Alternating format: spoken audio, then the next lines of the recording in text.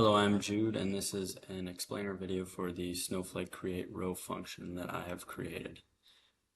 So basically, as you can see here, your input variables. This is some formatting for the rows that you're going to create the data. This is setting up the query. This is setting up the body of the post request. Here's your actual request. Here's your endpoint. And these are the output variables. It's going to give you what you inserted as a response, and then whether or not it was successful is just going to be true. So let's run it and see what it's going to look like. So the account identifier, there's a couple different ways you can find this. Let me get this out of the way. This is usually how I find it. If you go here, you can, oh damn, that's perfect. You can copy the URL, and it's just going to be this portion right here. So it's going to be the account identifier, the region, and the provider. Click in there. We're going to get to the JOT at the end. You can find your role right here, account admin. House is right next to it, compute warehouse. We'll do that in a second. So you want to look at, this is going to be your database. This is going to be your schema, whatever you want to call it. And this is your table.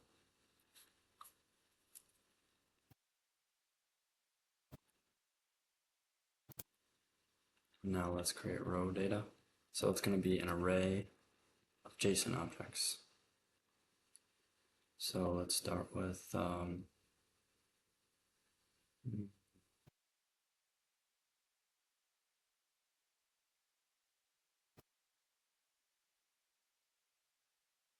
so these are going to be your columns. That's what you're going to enter first. So it would be something like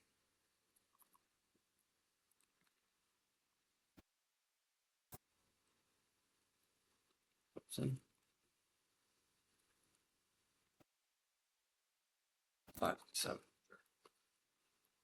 And it would be column that you want to update. Then your next column, be patient. Let's see.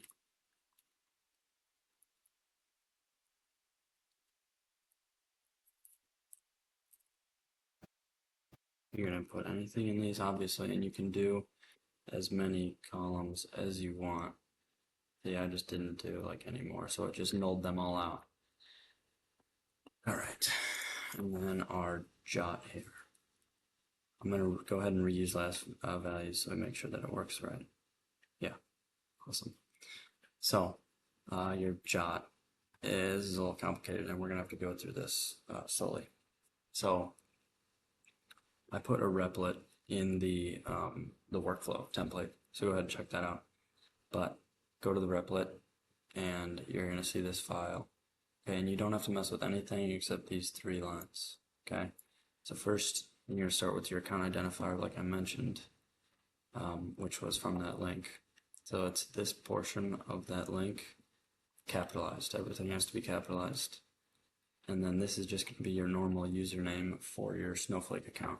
And then this fingerprint, I'm going to show you how to get that in a second here.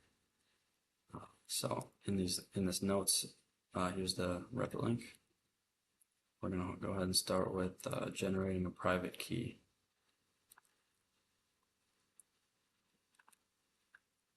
Wish that worked.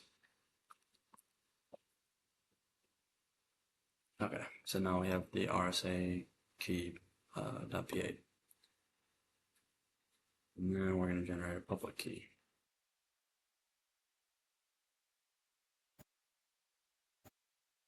Not sure what this is doing, but it is kind of annoying. There we go.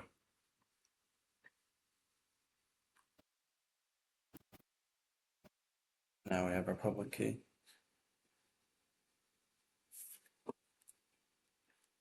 what's next? So let's go over to this interface here. You can get here by clicking this, going to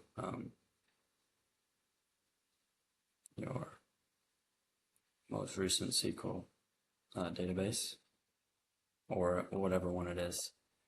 At first, you need to do this. So it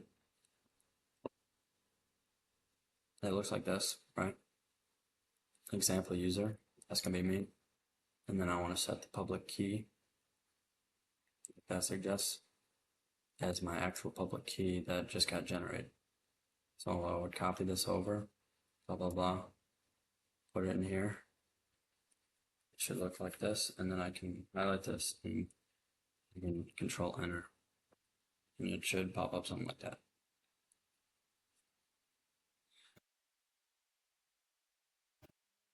Generate that, we want the fingerprint. So this is my fingerprint.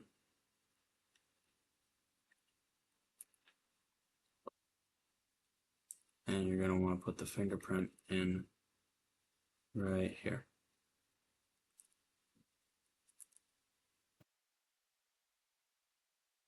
Make sure that you include this SHA-256 because otherwise it'll error out. It expects that. These are the same. Awesome. Include these, include this. And since I already made one, I'm not going to alter it. So then once you've finally done all that, you can run this and you'll get your job. And we can go back over here, execute it, see how it did. Awesome. So we inserted this row, and if we look at, it's 49 right now, it should update to 50. Yeah, here's our 50th row, or 49th row. Sorry, there must have been 48 before, because I just entered this one with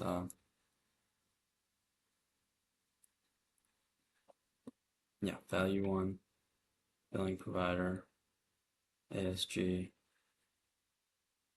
Yeah, everything looks right. Awesome, and we can go ahead and check out the workflow super quick.